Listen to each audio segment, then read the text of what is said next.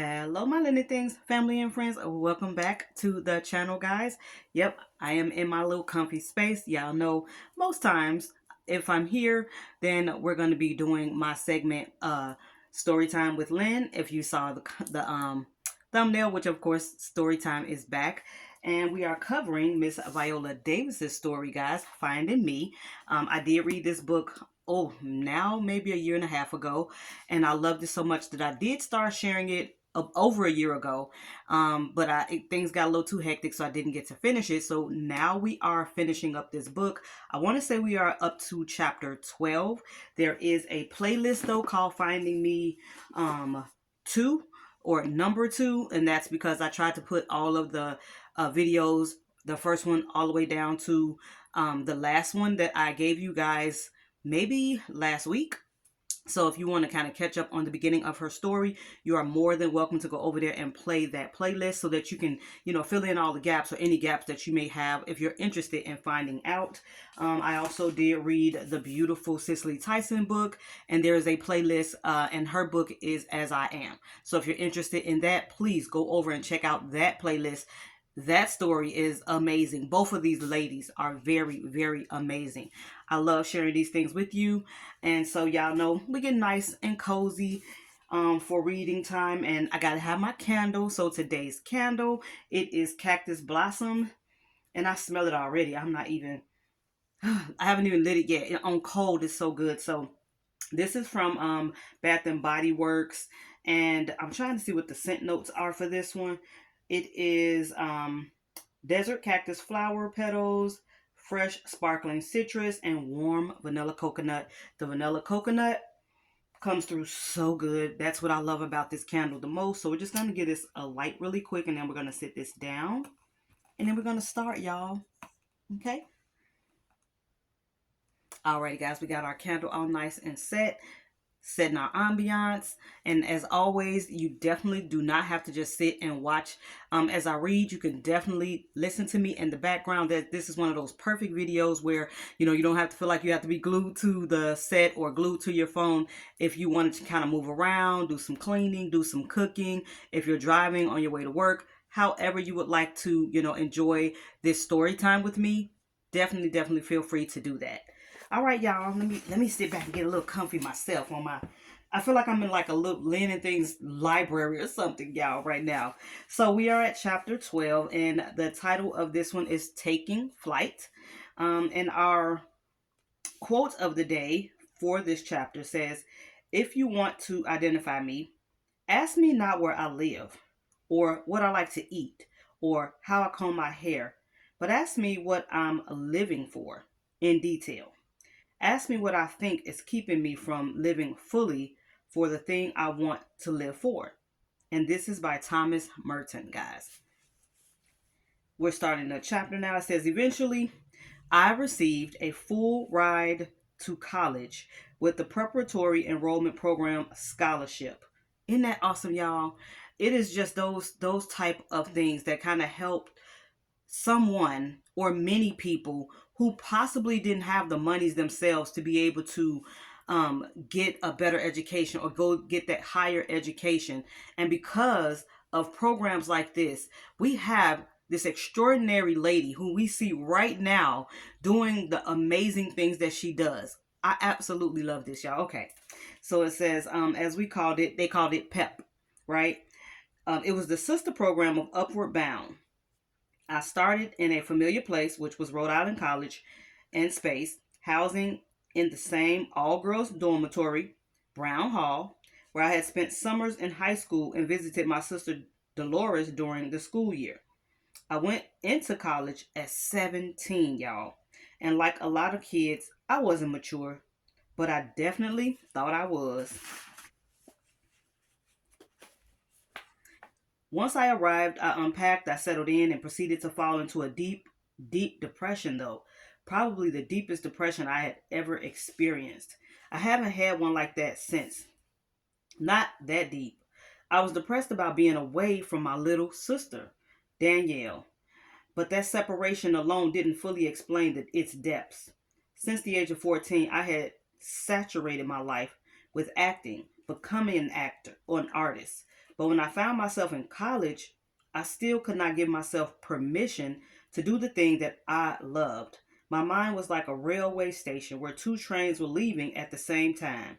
One train was my academic career life. It was on track to graduate from high school, to go to college, to get my Bachelor of Arts degree, and become an artist. But the other train leaving the station tracked back to the place of trauma that I came from, a place where I was bruised, did not believe in myself, and had no sense of self. I could not understand self love. I never felt like I was enough. I went to college asking myself, as many artists do, how am I going to make money? How am I going to support myself? When I didn't see a clear path, I thought, I'm not going back home. It's just not going to work as an artist. I have to be something else. Acting is just something I'm going to have to do on the side.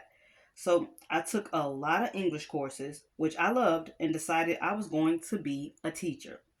Something inside of me, however, must have had different ideas because I fell deep and hard into a major sadness. One night during the first year, I got a phone call from my sister Anita, who was crying. We're at your back door, she says. I come out to find Anita in tears and almost 8 months pregnant with my first niece, Brianna. My mama was with her, also crying, bloodied in the face, bruised. My little sister Danielle reeked of urine. It returned me to the trauma that I had grown up in, that had catapulted me out of my body. My father had again attacked my mother, and they had to get out of the house. So they drove up to Rhode Island College in Anita's old beat up car because they had no other place to go. You guys can't stay here, I tell them. I can't have anybody in my room. And I panicked. I had no idea what to do. I'll get thrown out of here. Then we have to go back home, says Anita. He's out of his mind crazy though. He might kill mom. I couldn't move. Again, I was frozen. Yet I managed to respond. I don't have any money. I don't know what to do. My mama was crying and terrified. Why don't you just keep Danielle here for the night then? Danielle was crying. It was awful, y'all. So I took Danielle. I barely had money to do my laundry downstairs in the dorm, but I took my sister anyway. I tried to wash her clothes, let her take a shower. My best intentions did not match my resources. She'd sleep with me in my single bed. She slept on one end and I would sleep on the other. I barely had money for weekend meals in the dining hall myself. On the weekends, they were closed, but I somehow fed her. That's all I could do. I was trying to find my way, get my foothold, and also throw a rope to my family. It was trying to save someone else when I was drowning.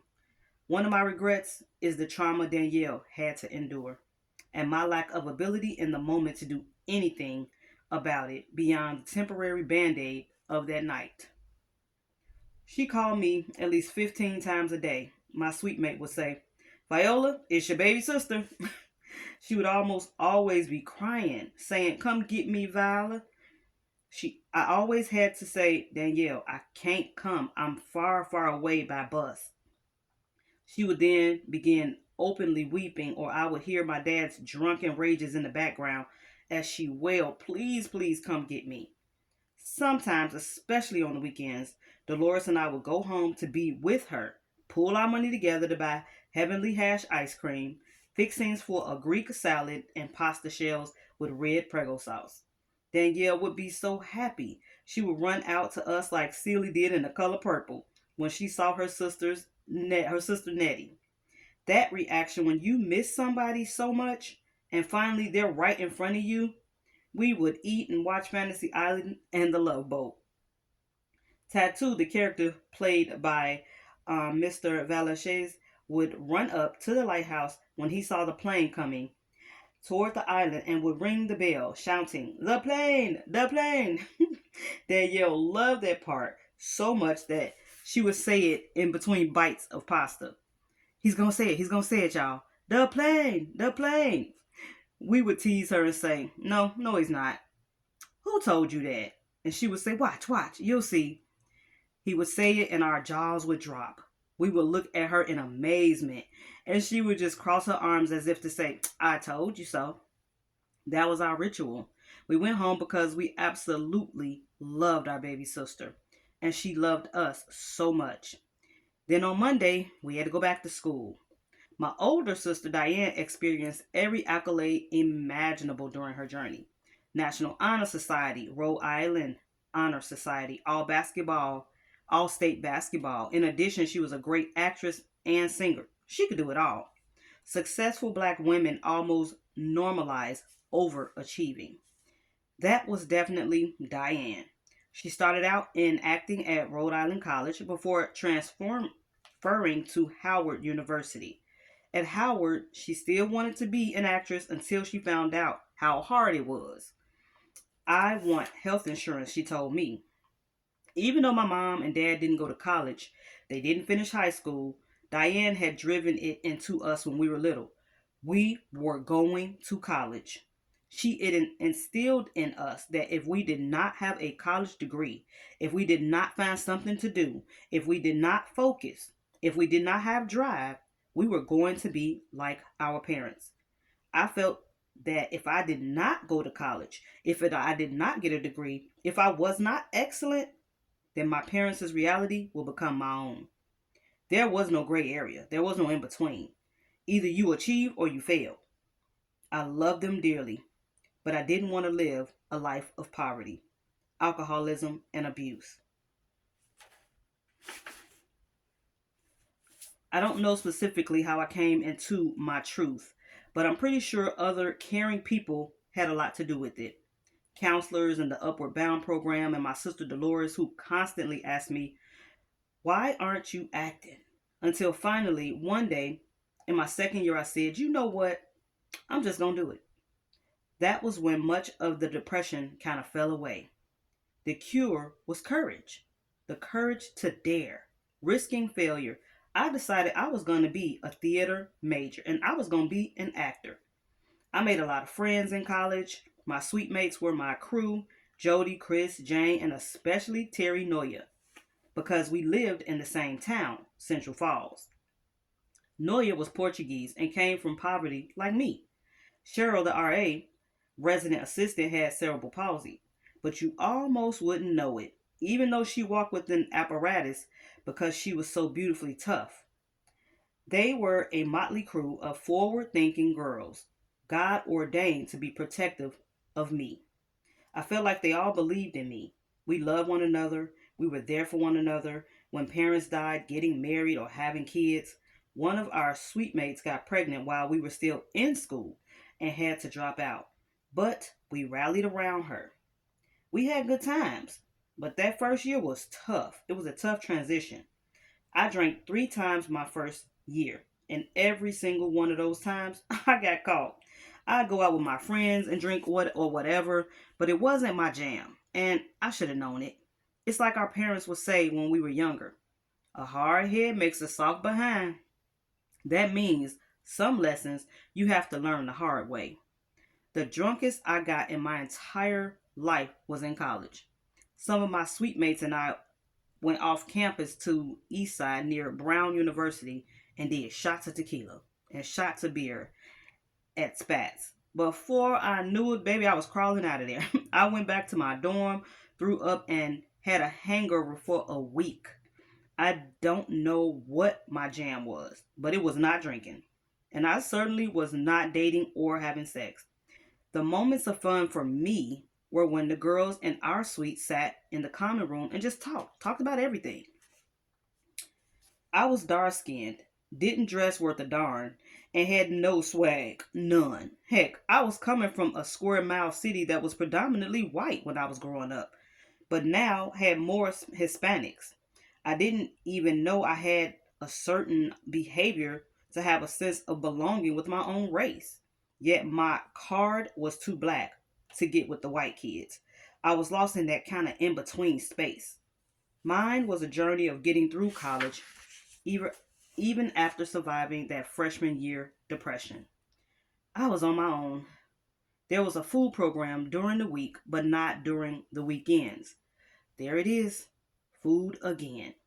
There was something about the inability to get food that made me feel that I was slipping back into my messed up childhood.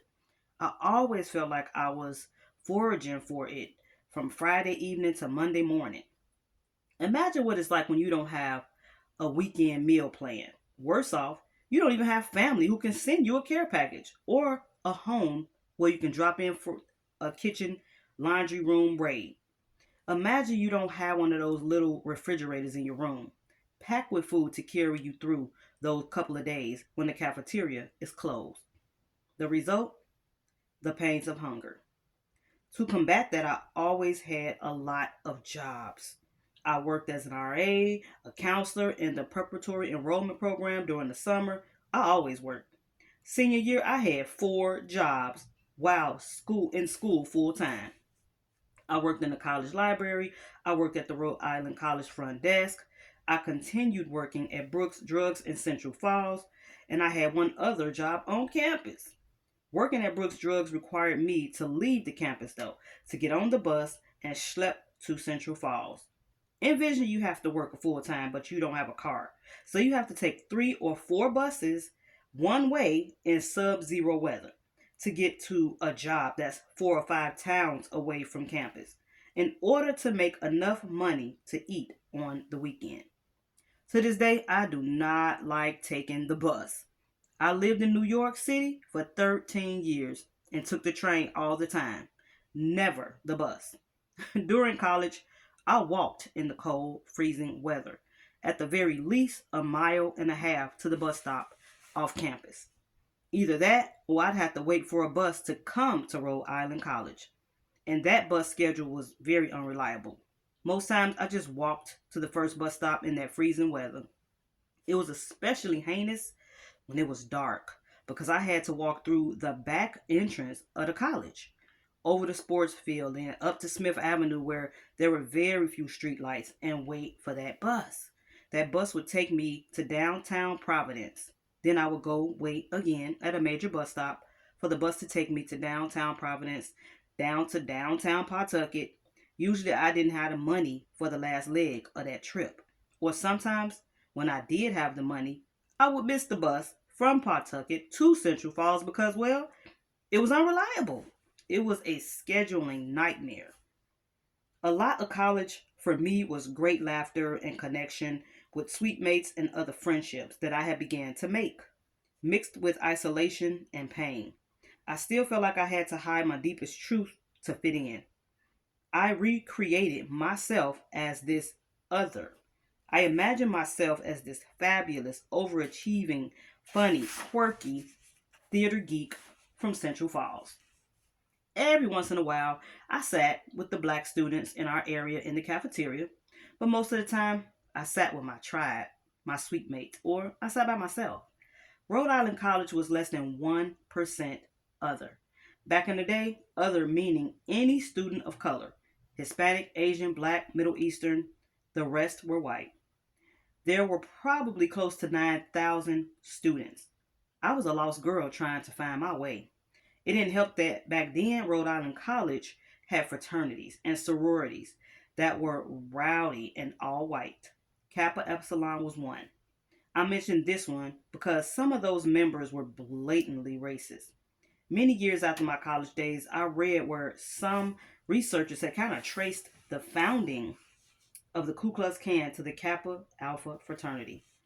In hindsight, some of those Kappa members must have been kissing cousins with the Brotherhood, emphasis on hood.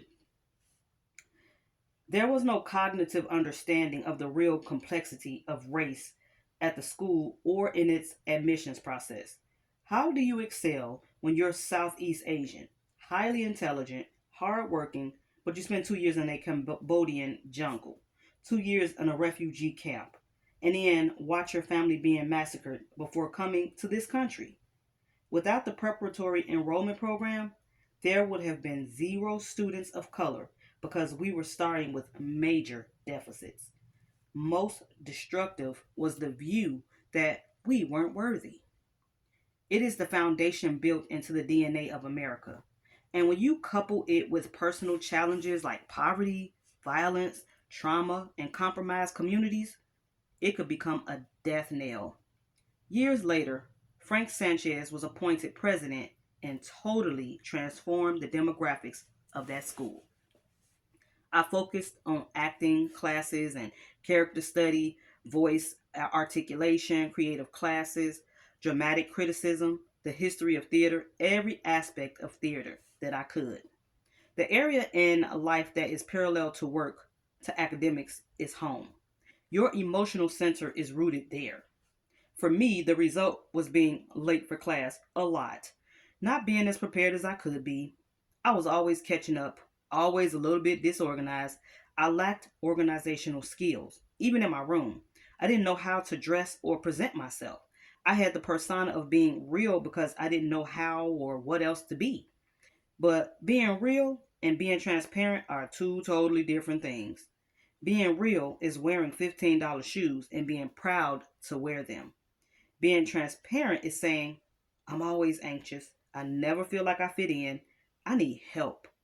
I was not transparent. I didn't feel like I was in my body. People probably felt I was because I never spoke about my father's alcoholism or growing up poor and hungry. Oh, I kept big secrets. I felt like I was the big secret, a huge part of me. My pathology was a big secret. What I presented to the world was a little black girl, overachiever from Central Falls, and I was. I immersed myself in theater once I decided that was what I wanted. I woke up one day and said, just jump, Viola. I auditioned and I got two roles in main stage productions. The one woman show was my senior thesis project, and the purpose was to show that I had range, that I could transform just like my white counterparts. At that time, I felt it was a show that was a true coming out event. But in hindsight, the objective was all messed up. How do you create a show to prove that you're worthy? There's a bartering, desperation factor attached to that. Let me prove to you that I have the talent instead of just being. Forget about the dark skinned girl who just walked into the audition room. Let me use my training and technique to make you forget that I'm black. The extent of that obstacle is way more burdensome than the obstacles placed in front of me of my white counterparts. White students just had to show up and be good. There was no transforming to make you believe that this Rhode Islander could actually be Russian in a play by a Russian playwright. They simply just had to be, well, white. This obstacle would be the 400-pound gorilla that would constantly inhabit the various rooms that I entered throughout my life. Rhode Island College was known for its great musical productions, but I was never part of that. In fact, if you ask many of the theater students there during that time, they have very little memory of me. I did find mentors though in Bill Hutchinson and Elaine Perry and David Burr. I did mostly black box productions, readers theater, and off-campus summer theater. If there is another pet peeve as a theater major there in the 80s, it's this. Educational theater should be just that. College should not operate like Broadway or regional theater whose main goal is profit. Educational theater is for the training and preparation of the student actor. Its purpose is to give them the tools to be able to operate on a professional level. It's why we pay tuition. There are and were theater majors who had never done a main stage production. How do you learn if you don't? I graduated after 5 years because it took me a long time to decide on my major. I had to take some courses to catch up. I stayed on campus the whole time. My last year, I went on a national student exchange to California Polytech University in Pomona. I went because I wanted to get out of Rhode Island, out of the cold winters. I just wanted a different kind of scene. The greatest surprise of my life is that one semester I flourished. I performed in Mrs. Warren's Profession, a George Bernard Shaw play. I was part of an improv group and I took a life changing public speaking class. And I did very well academically and made wonderful friends. I came back to Rhode Island College for my final semester, renewed, going 3,000 miles away and throwing myself into the belly of the beast that was California forced me to dig deep to survive. I made the Dean's List for the fourth time. A month before graduation, I auditioned for grad programs for theater students, and they called that the URTA, the University Resident Theater Association auditions. Even though they're called that, no one ever got any work in regional theaters after these auditions. It's another example of the brutality and nebulous aspects of the business of acting. However, schools courted me and for their master's programs in theater. Once again, I was a mess of contradiction. I was on one hand brave, courageous, able to be independent and out on my own. At the same time, I was emotionally conflicted, not comfortable in my authenticity, not comfortable in my own skin. As brave, courageous, independent Viola, I took the train into New York City for my audition without any instruction or research. I just went and auditioned, and it was a great audition. No matter how nervous I was, I could use it as fuel to really attack my monologues, which were Celie from The Color Purple and Martine from the Maury play The Learned Ladies. It was Celie's monologue that always got me in. It would later get me into Juilliard and into a lot of readers' theaters competitions in New England. I thought it apropos that Celie was so incomplete, not fully formed. If not for the love from her sister, Suge Avery, she would never see her value. When I was on stage, I could ingest the applause, the audience member tears and words saying they were so moved they never saw a performer like that before. It gave me temporary self love from the outside. I graduated with a degree in theater in 1988. The whole family came down for my graduation from Rhode Island College. My four sisters and my brother, mom, and dad. Even my grandmother Moselle came. They sat in the bleachers and screamed like banshees when I got my diploma. My grandma kept saying, "I'm so proud of you, baby. Your grandma loved you so much." She was a small and dark skinned lady. I remember thinking, why am I staring at her so much? Something about her drew me toward her and tattooed itself into my memory. It was her voice. It was deep, clear, and melodious. I wanted to freeze this moment in my memory. It was her voice that stood out to me. She had the voice that most actors would die to have. They spend thousands of dollars to tap into it. It was regal. It was commanding. It took me by surprise. It sounded just like me. Wow, guys. Oh, I just got goosebumps with those last words. What a wonderful, wonderful chapter. And just, it just kind of makes me think about, like I said, just being able to have opportunities where someone can come in and help you reach these heights. It could be a teacher, it could be a counselor. It is these little steps that are able to catapult those who probably don't have the monetary means to do things. But if you have it, if it's something is in you that is supposed to come out to be shared with the world, it definitely, definitely can. And I'm just so grateful that Miss Davis had the chance to be able to do that because, again, we see the proof right now in this day and time at a wonderful actress, the wonderful actress that she is. So right before we end this, remember, if you have any thoughts, let me know down in the comments. I hope you guys are enjoying these readings. But you know I got to tack on because it's a Black History Month. I have to tack on a little Black History fact or a little known fact that, you know, maybe you don't know. I know I did not know this, but I was so happy to find this fact. And it kind of just coincides with education and learning and just being able to have that help. So our person of the day for Black History is, her name is Septima Poinsetta Clark. She was born, which this really gave me goosebumps, y'all. Her birthday, and I just feel so, I don't know. It choked me up when I read it. Her birthday is the same day as my oldest daughter.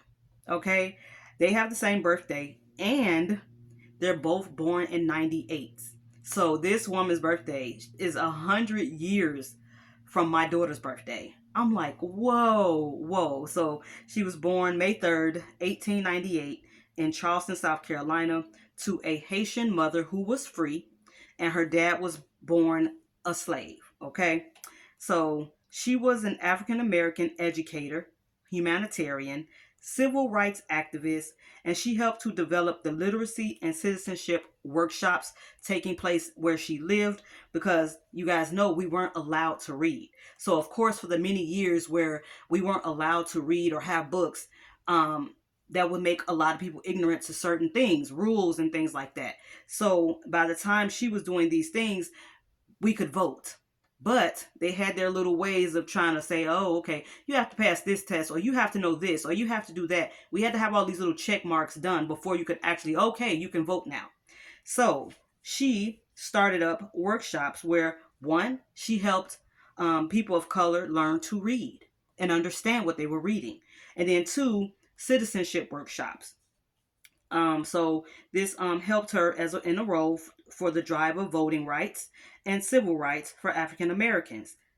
And she had started teaching at the age of 18, y'all.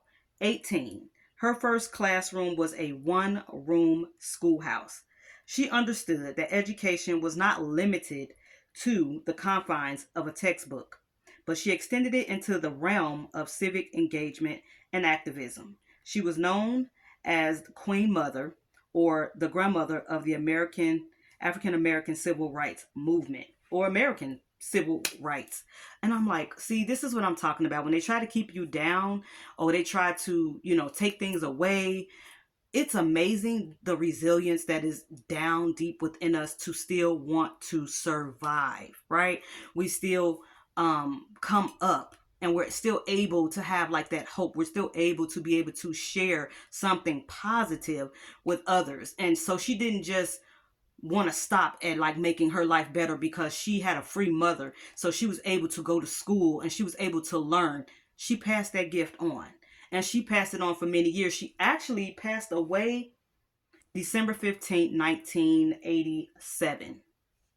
She lived a great long life.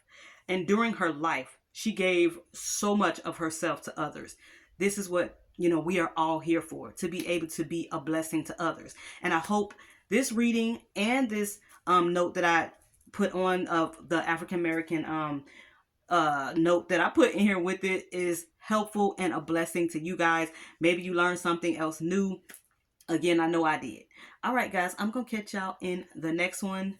Don't forget to put your comments down below. What thoughts do you have about this chapter?